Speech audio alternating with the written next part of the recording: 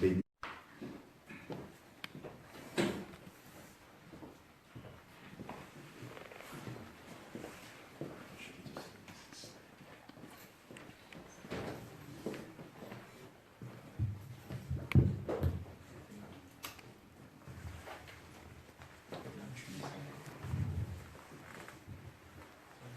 La paix soit avec vous tous. Amen. Je voudrais avant toute chose donner lecture de quelques écritures avec lesquelles on va marcher.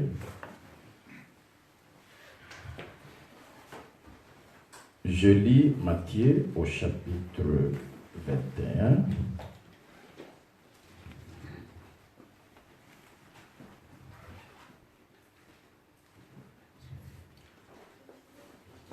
À partir du verset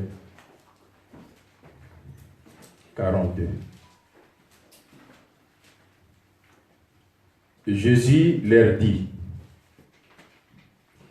n'avez-vous jamais lu dans les Écritures la pierre qu'ont rejetée ceux qui bâtissaient est devenue la principale de l'angle.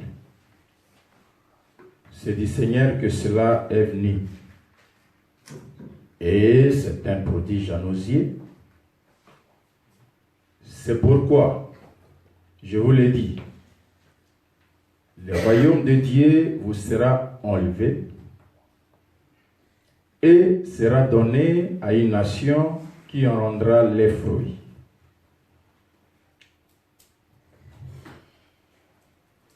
Je continue la lecture. Je prends Genèse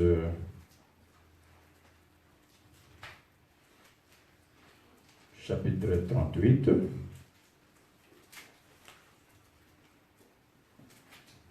Je lis le premier verset, à partir du premier verset. En ce temps-là, Judas s'éloigna de ses frères et se retira vers un homme d'Adulam nommé Hira. Là, Judas vit la fille d'un Cananéen nommé Shua. Il la prit pour femme et alla vers elle. Elle devint enceinte et enfanta un fils qu'elle appela Er. Elle devint encore enceinte et enfanta un fils qu'elle appela Onan. Et elle enfanta de nouveau un fils qu'elle appela Shelah. Judas était à Gib quand elle l'enfanta.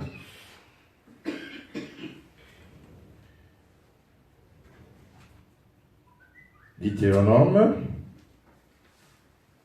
je lis au premier chapitre.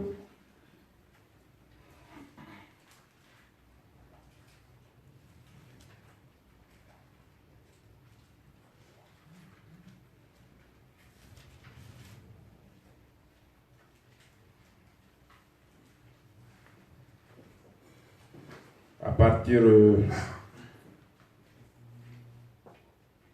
du 21e verset. Vois l'Éternel ton Dieu, mets le pays devant toi. Monte, prends-en possession, comme te l'a dit l'Éternel, le Dieu de tes pères. Ne crains point et ne t'effraie point.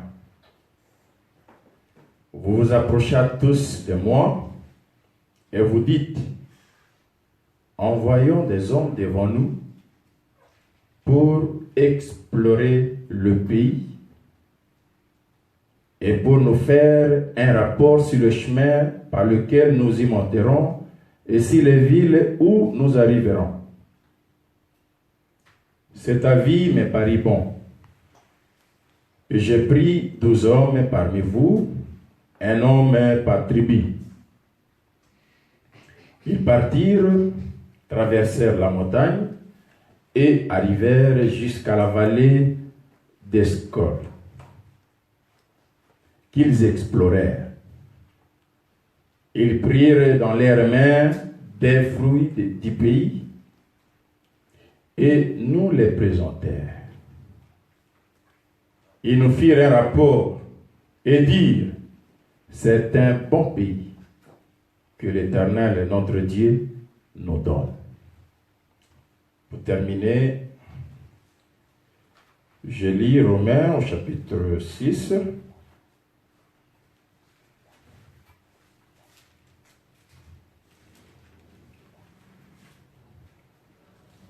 À partir du 20e verset.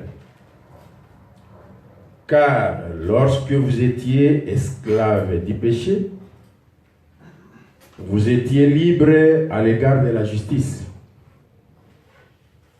Quels fruits portiez-vous alors?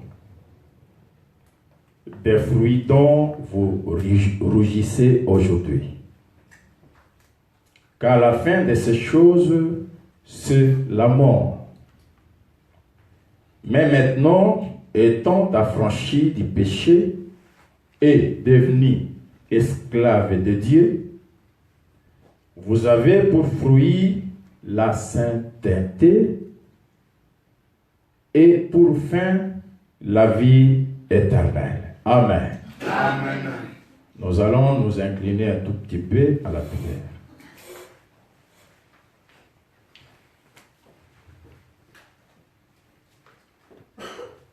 Il est écrit que l'homme ne vivra pas seulement de pain, mais de toute parole qui sort de la bouche de Dieu. C'est pour nous faire entendre cette parole que tu nous as ramenés dans ta maison ce soir. C'est pourquoi, Seigneur, nous te rendons les multiples actions de grâce pour cet instant favorable. Tu nous as donné de nous asseoir à tes pieds pour entendre la sagesse qui est plus que celle de Salomon. Nous venons de lire les Écritures, mais nous savons qu'il est écrit que la lettre dit. Mais c'est l'Esprit qui vivifie. Nous reconnaissons que nous sommes incapables de sortir la pensée cachée dans les Écritures que nous venons de lire.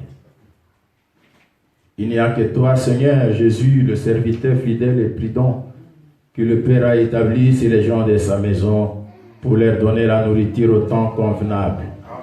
C'est toi qui as vaincu et qui es capable de sortir la pensée de l'éternité, la pensée qui nous avait créés, cachée dans ces Écritures, pour que nous soyons recréés à ton image.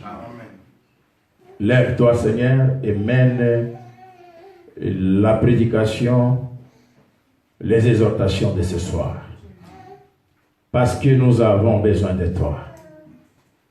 Il n'y a que toi qui es notre excellent prédicateur. Il n'y a que toi qui es capable de parler à notre cœur. L'homme peut parler à notre oreille, mais il est incapable de parler à notre cœur, Seigneur. Parlez à notre cœur et communique-nous la vie éternelle. La gloire est à toi à jamais. Dans le nom précieux de notre Rédempteur Jésus, nous avons ainsi prié. Amen. Amen. Avant toute chose, je suis dans la joie de vous saluer tous au nom du Seigneur Jésus. Amen. C'est pour moi un honneur de me tenir devant vous ce soir. Parce que vous êtes un peuple mis à part. Un peuple différent des Français. Un peuple différent des Congolais, différent des Américains. C'est pour vous que le Seigneur Jésus est mort. Amen. C'est pourquoi Jésus a trouvé que votre valeur ne peut pas être comparée à l'argent. Il est venu avec son propre sang.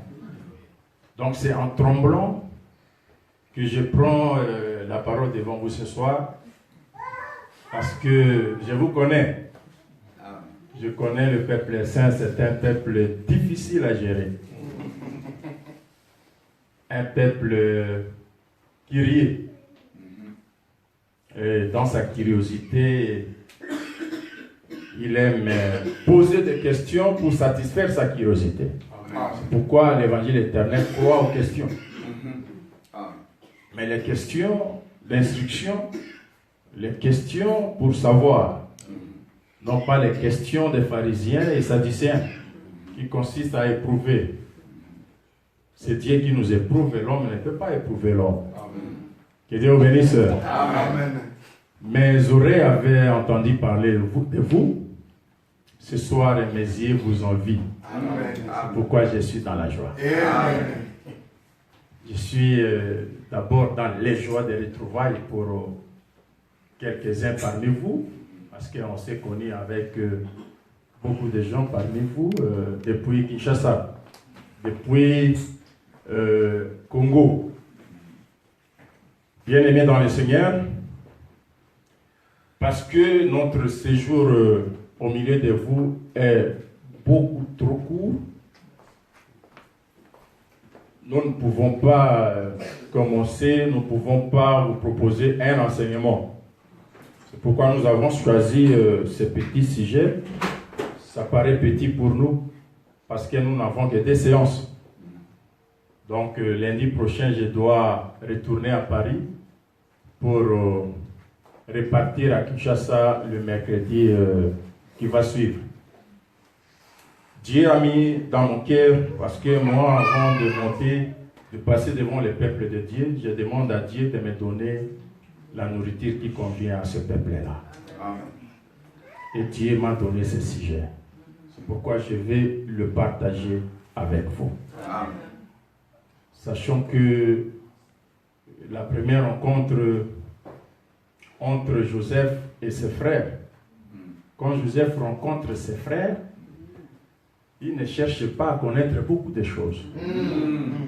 Il s'informe seulement de la santé du père et du fils. Amen. Merci. Il leur dit, est-ce que mon père est vivant?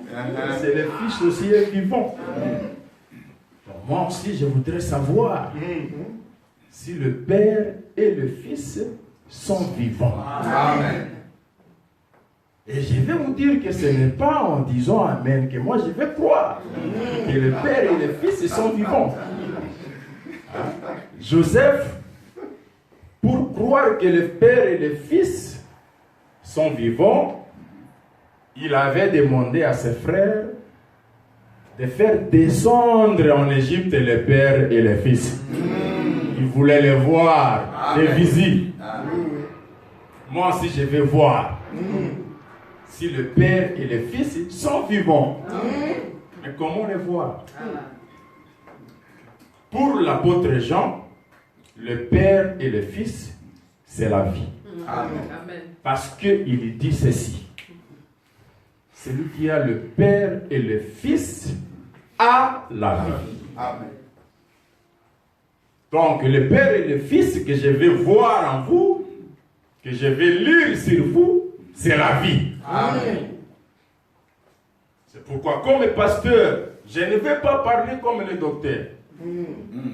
Moi, je suis contre les touche-à-tout. Je n'ai pas un ministre qui est un touche-à-tout. Il veut toucher à tous les ministères. Non, je respecte ma parcelle. Comme pasteur, je ne peux pas venir ici et vous apporter un enseignement sur le Gog et Magog. Non, l'Armageddon. Non, je suis pasteur. Si je ne vous enseigne pas cela, ce n'est pas parce que je suis ignorant de ça. Je peux aussi parler de ça, mais je respecte mon ministère. Je laisse ça au prophète. Donc moi j'aime mon ministère. Un pasteur, c'est quelqu'un que le peuple de Dieu doit aimer, parce que si tu ne comprends pas un pasteur, c'est fini pour toi. Amen. Merci. C'est fini pour toi. Donc, je sollicite vraiment votre attention. Donnez-moi votre oreille pour comprendre quelque chose pour votre édification. Amen. Je vais vous parler des fruits du royaume. les fruits du royaume. Pas un seul fruit, je parle des fruits au pluriel du royaume. Alors, comme il nous est interdit de raisonner dans les choses de Dieu, de prendre un sujet, des droits, un sujet de la médecine, pour venir les développer devant les saints, comme j'avais suivi un prédicateur devant les saints qui leur proposait un sujet scandaleux. Je vais vous parler de la démocratie chrétienne. Je lui ai posé la question de savoir, est-ce que la Bible parle de la démocratie? Est-ce que Dieu est un démocrate? Non. Tout ce que nous devons parler devant vous, nous devons le puiser dans la Bible. Amen. C'est pourquoi pour vous parler des fruits du royaume, j'ai tiré ce sujet du livre de Matthieu au chapitre 21 où nous avons lu. Qu'est-ce que nous avons lu? Au verset 42, Jésus parle du rejet de la pierre principale de l'angle par les bâtisseurs. La pierre qu'on rejetait, ceux qui bâtissaient, est devenue la principale de l'angle.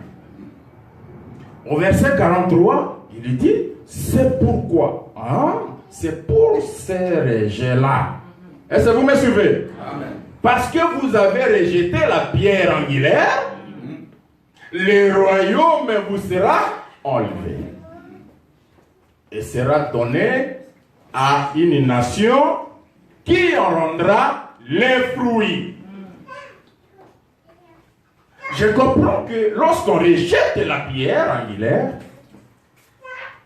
le royaume aussi doit quitter le peuple. Le peuple qui a rejeté la pierre. Quand Jésus dit que le royaume vous sera enlevé et sera donné à une nation qui rendra les fruits, je comprends que ce langage sous-entend l'existence de deux nations différentes. Amen. La première nation, c'est celle qui avait le royaume en son sein. C'est la nation qui était avec le royaume, qui marchait avec le royaume. Mais, faute de fruits, le Seigneur enlève le royaume pour le donner à une autre nation, laquelle rendra les fruits. C'est ici que je vais vous dire que le royaume de Dieu est lié aux fruits. Amen. Il n'y a pas de royaume de Dieu sans la production de fruits. Le royaume de Dieu, ce n'est pas le blablabla. Il faut rendre les fruits à Dieu. Les fruits du royaume. Les fruits du royaume. Alors nous irons chercher à savoir la première nation qui a rejeté la pierre et qui a perdu le royaume pour n'avoir pas rendu les fruits du royaume. Et la seconde nation qui reçoit le royaume, qui gagne le royaume pour avoir rendu les fruits à Dieu. Et tu vas voir si toi tu te trouves dans quelle nation. La nation stérile qui n'a pas rendu les fruits, ou la nation qui a rendu les fruits à Dieu. Or, nous savons que, parce que nous sommes de l'évangile éternel, nous savons que Dieu est un Dieu de principes. Amen. Et l'un des plus grands principes de Dieu, c'est le principe de la répétition. Dieu se répète. Amen. Si vous voyez quelque chose qu'on vous dit que cette chose a commencé en 1900 ici, et si vous vérifiez la chose avant 1900, vous ne la voyez pas dans la Bible, il faut rejeter ça. Amen. Rejeter ça purement et simplement. C'est très dangereux ça. Donc, pour comprendre ce que Jésus dit ici, nous devons remonter au déluge. C'est-à-dire commencer le récit depuis le commencement. Depuis l'origine. Parce que Dieu se répète. Ce qu'il a dit ici, nous devons le voir là-bas, au commencement, chez les prophètes, chez Moïse. Nous devons voir ça là-bas. C'est pourquoi, parce que nous avons les yeux qui voient, nous avons repéré ce que Jésus a dit. C'est ça, être un prédicateur. Avoir les yeux qui repèrent tout dans la Bible. Nous avons repéré ce que Jésus a dit ici dans Matthieu chapitre 21, dans Genèse. Nous avons lu dans Genèse chapitre 38. On nous dit, en ce temps-là, Juda s'éloigna de ses frères et alla habiter chez un homme d'Adulam, dans la maison d'un homme d'Adulam. Et c'est chez cet homme-là que Juda avait pris une femme, avec laquelle il a fait des enfants. Que Dieu bénisse. En ce temps-là, il s'agit de quel temps? Le temps où Juda s'éloigne de ses frères. Juda quitte ses frères. Pour comprendre ce temps, il faut remonter au chapitre 37. Dans ce chapitre, il y est raconté l'amour du père envers Joseph et la haine de ses frères contre lui, jusqu'à le vendre. Que Dieu vous bénisse. Amen. L'amour du père Jacob envers Joseph a suscité la jalousie, la haine de ses frères, qu'il avait d'abord pris. Il l'avait jeté dans une citerne. Heureusement pour Joseph, malheureusement pour eux, la citerne était crevassée. Il n'y avait point d'eau dans la citerne. Oui, je crois qu'ils ne pouvaient pas trouver de l'eau là-bas parce que la citerne qui manquait de l'eau, lorsque Joseph descend dans la citerne, il devient lui-même une source d'eau qui doit couler jusque dans le pays d'Égypte. Amen. Juda intervient parce que Juda était là aussi. C'est son intervention qui a fait sortir Joseph de la citerne pour être vendu aux Amalécites. Et les Amalécites, à leur tour, l'ont vendu à Potiphar. Joseph se retrouve en Égypte. La robe arc-en-ciel de Joseph est retournée vers le père avec un message. Reconnais si c'est la robe de ton fils. Quand Jacob regarde la robe, il la reconnaît. Il dit, oui, c'est la robe de mon fils. C'est sûr que mon fils a été déchiré par une bête. Joseph est mort. Et il entendait. La maison de Jacob en deuil. Dans une maison, on pleure Joseph. Dans une autre maison, on est dans la joie. Parce que Joseph produit du pain à gogo. Là-bas. Ici, on pleure Joseph. Là-bas, c'est la fête. Parce qu'il y a du pain. C'est la joie. C'est l'explication des songes. Que Dieu vous bénisse. Amen. Alors, le temps où Joseph est vendu, Joseph est rejeté par ses frères, pendant ces mêmes temps, Juda aussi s'éloigne de ses frères. Que Dieu vous bénisse. Amen. Or, qui est Juda? Juda, c'est le royaume. Amen. Joseph qui est rejeté par ses frères, c'est lui qui était la pierre angulaire pour la maison de Jacob. Sans Joseph, la maison de Jacob n'a pas de valeur. Que Dieu bénisse.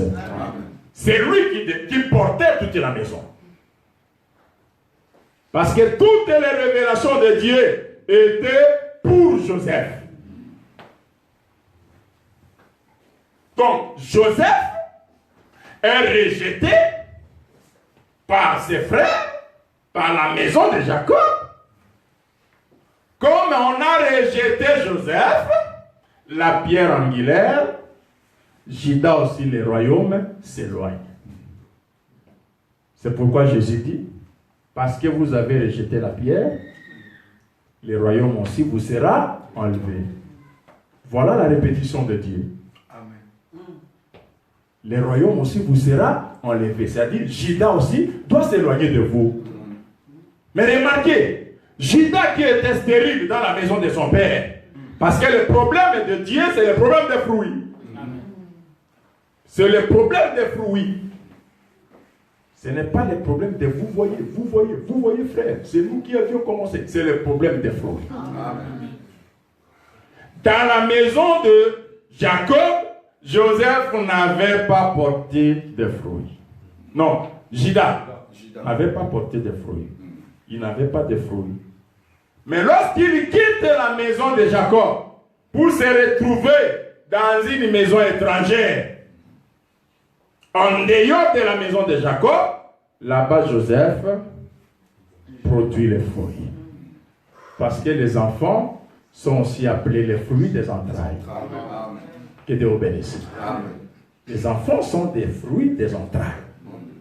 Mais dans la maison de leur père, Juda n'avait pas enfanté, n'avait pas engendré, je vous l'ai dit. Il n'avait pas engendré, il était stérile. C'était le royaume sans fruits. Mais en dehors de la maison de Jacob, le royaume a porté le fruit. Et de cette histoire-là, est venue aussi une femme, Tamar, vous la connaissez. Vous connaissez Tamar, avec toutes les explications, parce que je sais que vous êtes un peuple enseigné. Amen. Donc Tamar est venue toujours de cette histoire-là. C'est pourquoi, frère, nous voulons vous dire ce soir que celui qui rejette la pierre, celui qui rejette Joseph, l'homme de toutes les promesses de Dieu, le centre de toutes les promesses de Dieu, c'est Joseph.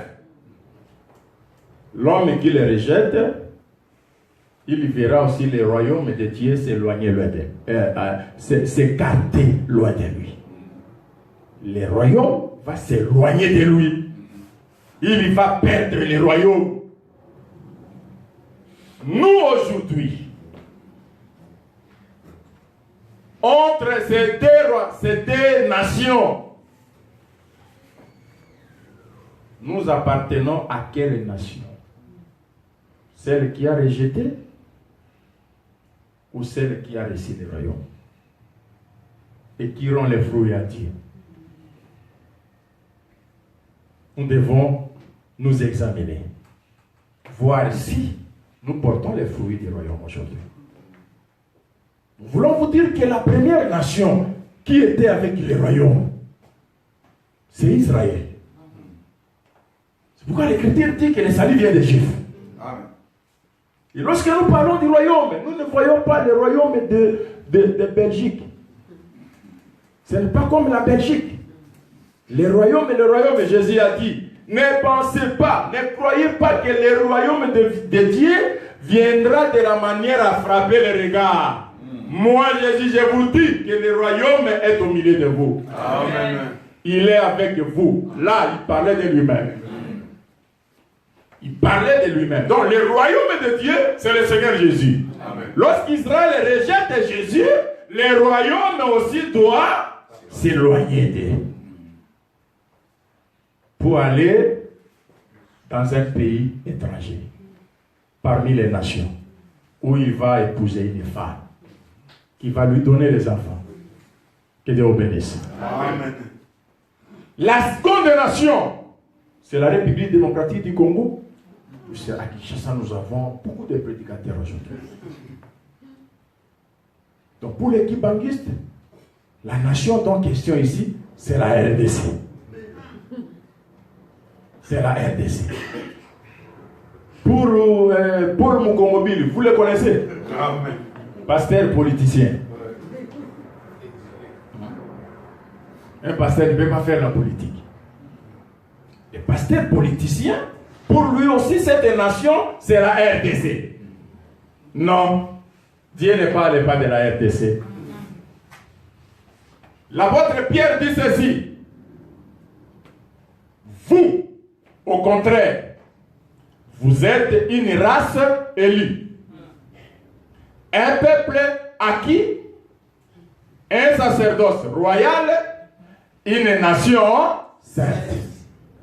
Là, il parlait de l'Église. Donc, l'Église est une nation différente de la France, différente de la Belgique, différente de la RDC. Nous sommes toute une nation, mon frère, ma soeur. Quand Jésus a quitté Israël pour venir vers les nations, la femme que Jésus a épousée, qui doit donner des enfants, qui doit produire les fruits à Jésus, s'appelle l'Église. Amen. L'Église ne peut pas être sans fruits.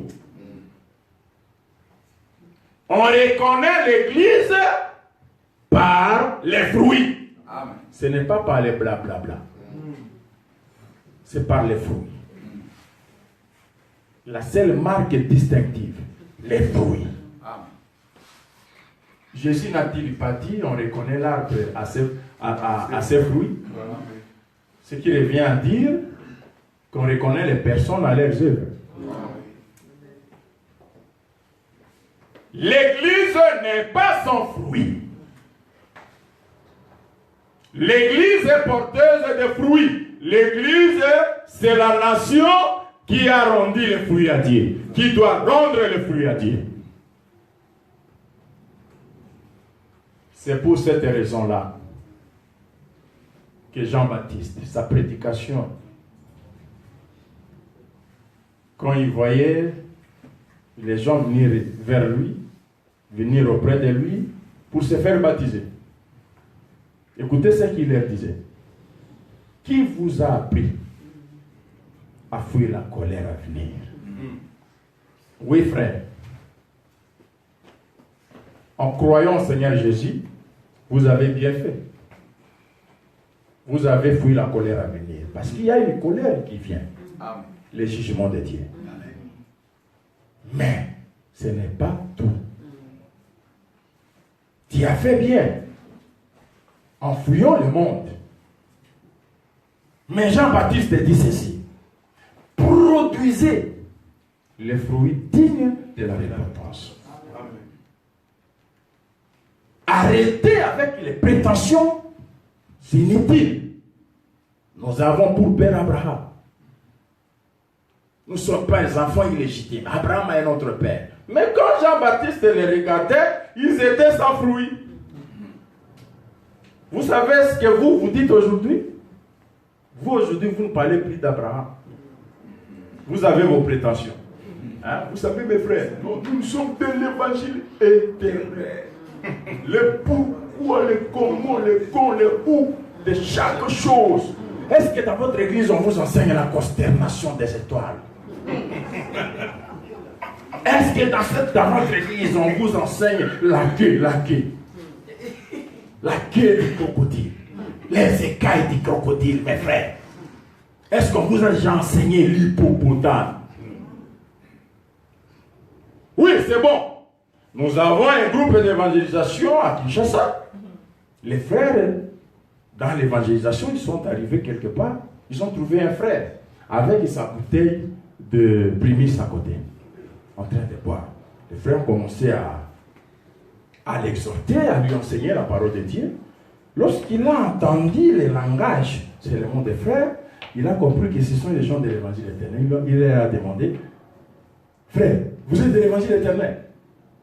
Les frères ont dit oui. Ah, vraiment, le pourquoi de chaque chose. Le comment de chaque chose, les frères. Le pourquoi de chaque chose. Mais avec sa bouteille de prémices à côté. Les frères ont compris que c'est un frère rétrograde. Il était notre frère, mais qui a abandonné la foi. Mais il est resté avec le pourquoi, le comment, le où de chaque chose. Le qu'est-ce que c'est, les ramasser. Tout ce que vous savez.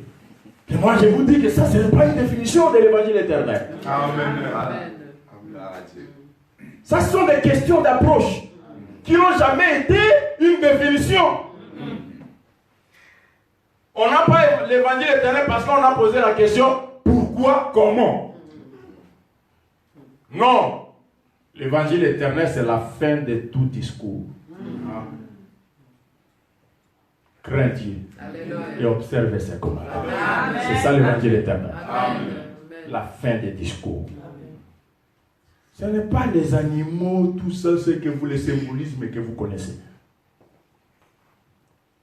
Salomon a parlé des animaux, il a parlé des arbres, il a parlé de la nature, mais il a dit, oui, j'ai parlé des animaux, des arbres, tout ça, ce que vous voulez. Écoutez la fin des discours. Crains Dieu et observe ses commandements. C'est là ce que doit tout homme.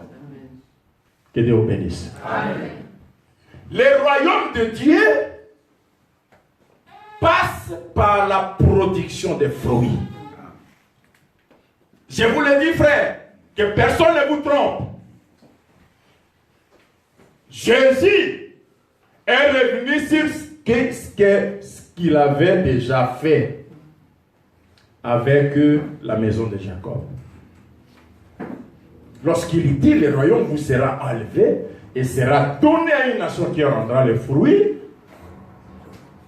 ce royaume-là, pour la maison de Jacob, était Juda. Lorsque les 10 vont de Joseph, ils rejettent Joseph, Juda aussi dit, parce que vous avez rejeté Joseph qui est la pierre angulaire. Moi aussi le royaume, je m'éloigne. Je vous quitte. Pour aller vers un homme d'Adoula. Un païen. Où il a épousé une femme. Et il a fait des enfants avec cette femme-là. Les enfants sont les fruits des entrailles. Amen. Que Dieu vous bénisse. Amen. Nous avons encore lu Deutéronome chapitre 1. Ici nous sommes avec Moïse. Moïse, à l'approche du pays de la promesse, il commence à rappeler à son peuple un certain nombre d'événements. Il a dit, vous savez. Maintenant, le pays de la promesse est devant vous. Prenez courage. Prenez-en possession. Mais, vous, le peuple, vous vous êtes approché de moi pour me faire une proposition. Vous m'avez dit, non, on ne peut pas aller prendre le pays comme ça. Dieu nous a parlé du miel et de lait. C'est un pays où coule le miel et le lait. Or, le miel est produit par les abeilles. Donc, pour avoir le miel, nous allons affronter les abeilles. On ne peut pas aller prendre le pays comme ça. Il faut envoyer une délégation. Il faut envoyer des gens pour aller explorer le pays. Parce que nous allons affronter les abeilles. Moïse dit, cette proposition me paraît bon. J'ai pris un homme par tribu. Comme ils étaient 12 tribus, il a pris 12 hommes. Il les a envoyés au pays de Canaan, le pays de la promesse. Le peuple n'est pas encore entré. Suivez-moi très bien. Les 12 hommes sont allés, ils sont arrivés à Canaan. ils ont exploré le pays. Ils ont trouvé que le pays était réellement bon. Alors il fallait retourner vers leurs frères pour leur faire un rapport. Que oui, le pays est réellement bon. Mais ils se sont dit, nous ne pouvons pas retourner vers mon frère Brédouille. Il faut rapporter une preuve. Il faut rapporter vers mon frère une preuve. Lorsqu'ils verront la preuve, ils vont nous croire que le pays où nous allons, le pays où nous rentrons, est réellement bon. Qu'est-ce qui prouve que le pays où nous allons est bon? Ce sont les fruits Du pays. Amen. Ce sont les fruits du pays. Ils ont cueilli les fruits du pays et ils les ont rapportés à leurs frères comme preuve. Voici les fruits du pays. Nous vous confirmons que ce que l'Éternel nous a dit est vrai. Amen. Le pays est réellement bon. Et la bonté de ce pays est prouvée par les fruits. Les fruits. Je vous pose la question de savoir si les fruits rapportés par les 12 pouvaient aussi se trouver en Égypte, est-ce que le peuple les croirait? Non. Hein, bien aimé? Si ces fruits-là, on pouvait aussi les trouver dans le désert, le peuple dirait, ah non, non, non, non, non, nous avons passé par là, on a laissé ces fruits-là.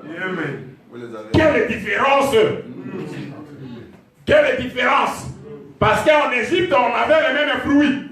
Les cocombes. Dans le désert, les mêmes fruits. Les melons, j'ai mangé les melons à Paris. Le melon que j'enseigne, c'est ça. Mais la papaye est plus que les melons. Je vous dis que la papaye est plus que les melons. Je demande à maman Tété de m'apprêter aussi les concombres. Je vais aussi goûter les concombres. Frère bien-aimé, les fruits rapportés par les 12 Étaient des fruits spéciaux. Qui ne pouvaient pas se trouver partout. L'Égypte a ses fruits. Le pays de Canaan aussi, on a les siens. Que Dieu vous bénisse. Amen. Les fruits de Canaan sont différents des fruits de l'Égypte. C'est différent. Et vous le saurez. Je vais vous parler de ces fruits-là le dimanche. Amen. Pour confirmer que je suis pasteur. Je ne suis pas là pour vous parler, vous donner les enseignements d'information. Vous savez qu'on Gog et Magog, Armageddon. Non. Moi, je suis pasteur. Je vais voir les fruits. Sans les fruits, puisque Gog et Magog, moi, je ne vais pas vivre ça. Ce sont les enseignements d'information pour moi. Je dois avoir d'abord mon ticket. Que Dieu vous bénisse. Parce qu'en venant ici, j'avais déjà mon visa et mon billet.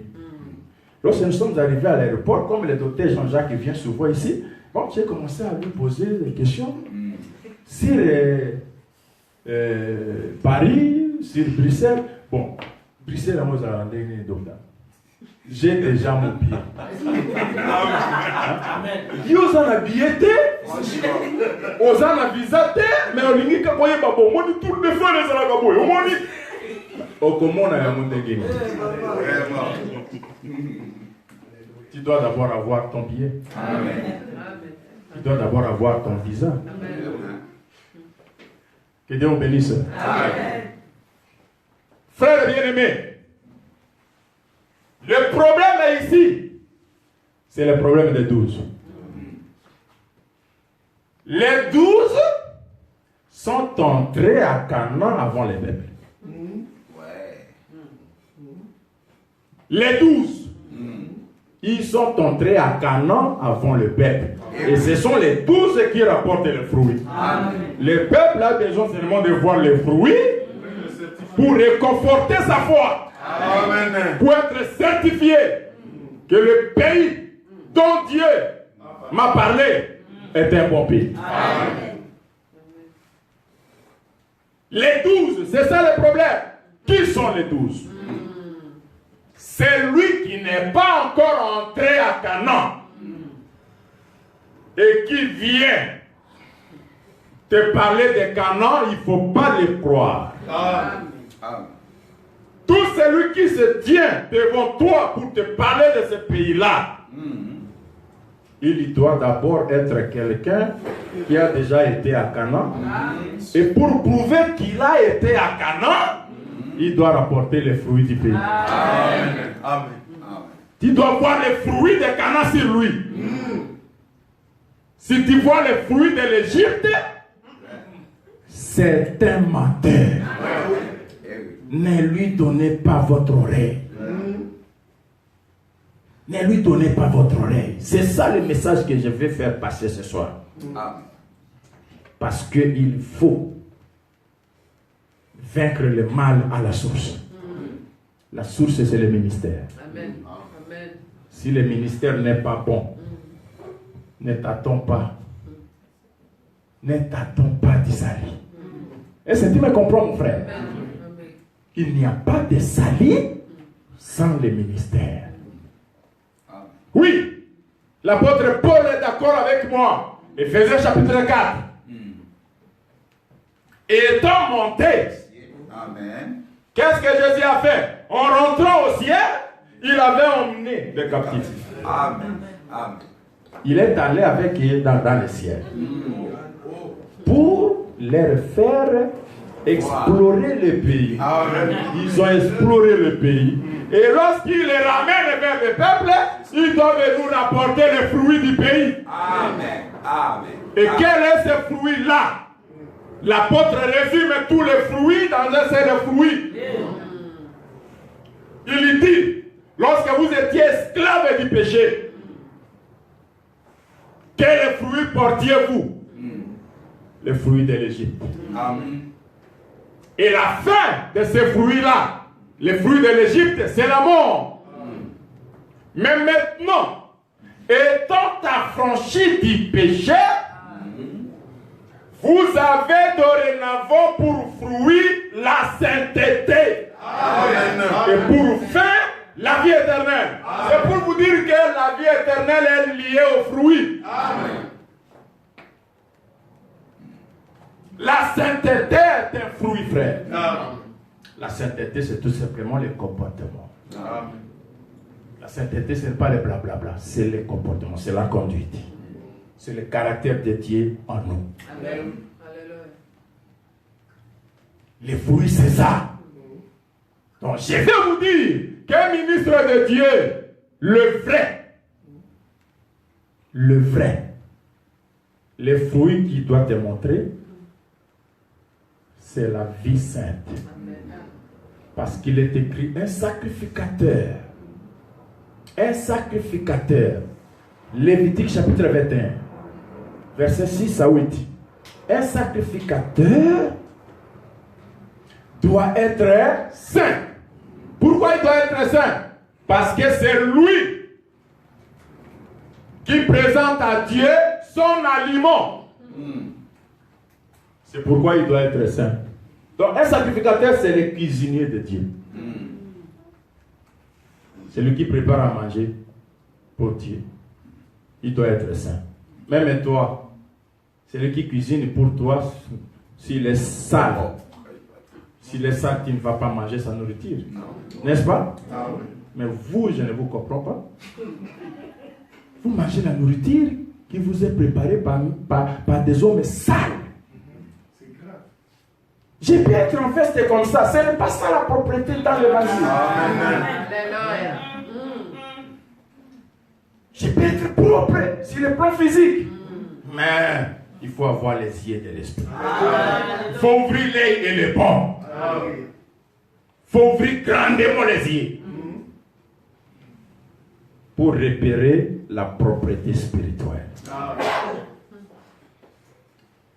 C'est une abomination aujourd'hui d'avoir des ministres de Dieu champions en impudicité, champions en adultère, champions en mensonge. Et un ministre mentir comme il respecte. Quelqu'un nous a menti là-bas, il a ouvert une école en Allemagne. Nous irons quel jour à votre vendredi. J'aimerais en Allemagne seulement pour m'enquérir de la situation. Chercher l'école. Allez voir les fruits. Je vais aller voir les fruits. Où est cette école-là? Et quand je vais rentrer à Kinshasa, hein, je vais publier sur les net, sur les réseaux sociaux. Je n'ai pas vu. Un mensonge gros comme une maison. Qui vient d'un ministre de Dieu qui dit, il est la bouche. Frère, tout prédicateur,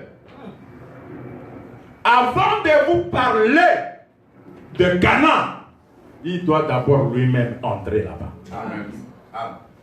Celui qui n'est pas sauvé ne te sauvera pas. Amen. Amen. Gloire au Seigneur. Amen. Que Dieu vous bénisse. L'apôtre Paul dit qu'il est le premier pécheur à être sauvé. Amen. Là, il parle comme un ministre. Un ministre doit d'abord être sauvé avant de sauver le peuple. Amen. C'est ça le problème que nous avons aujourd'hui. Faites vos démonstrations, docteur. C'est bon. Nous aimons la révélation. Nous aimons la prophétie. C'est bon. Faites vos démonstrations, prophète. Démontrez le Gog et Magog et tout ça. Vous voyez la prolongation. On va prolonger. Oui. Mais les fruits. Est-ce que le peuple que tu enseignes, porte déjà les fruits du salut? Quelle vie tu mènes, ma soeur, mon frère? Est-ce que tu as les fruits du salut sur toi? Est-ce que tu as les fruits du salut? Nous ne sommes pas là seulement pour grossir nos têtes. Nous ne sommes pas là pour grossir nos têtes, frères. Nous sommes venus dans la foi pour rendre les fruits à Dieu. C'est ici que j'informe tout le monde qui est venu à l'église pour chercher le mariage. Je lui dis que tu t'es trompé d'adresse. On ne vient pas à l'église chercher le mariage.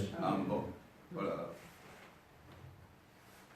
Ici, on ne vient pas parce que moi, j'ai vu des non-croyants, même des athées, se marier. Et c'est pour se marier, il faut venir à l'église.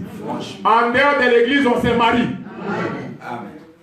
L'argent, on peut le gagner en dehors de l'église. Bien sûr. D'ailleurs, là-bas, c'est la facilité.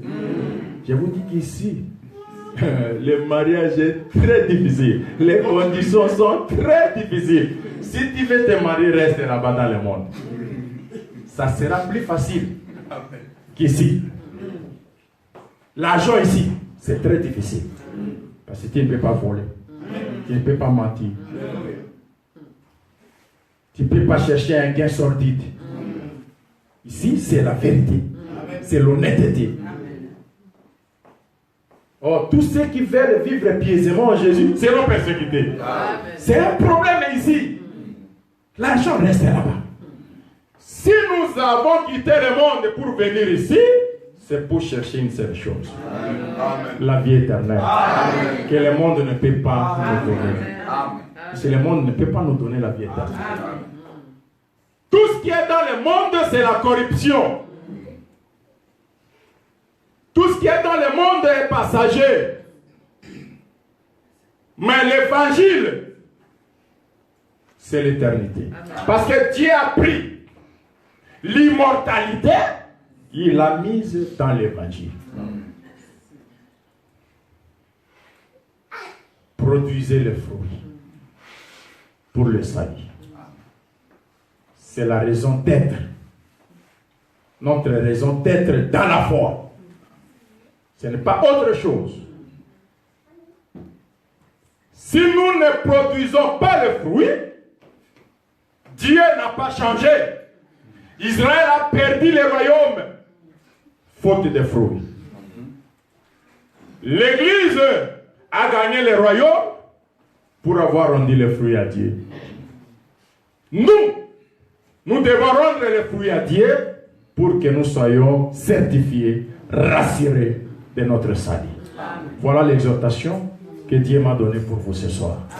Que Dieu vous bénisse. On va continuer dimanche.